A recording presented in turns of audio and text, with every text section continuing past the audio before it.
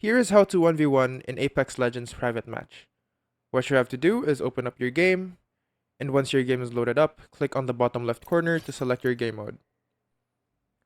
Then go to the top here where you can see private match and click on it.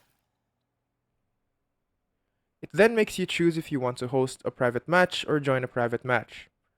To join a private match, ask the lobby for the match code so you can join their lobby. If you want to host, click on create match.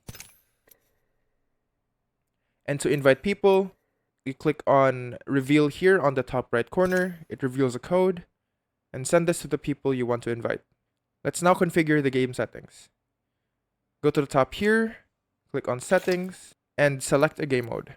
I strongly recommend Team Deathmatch since the map is smaller and is made for quick games.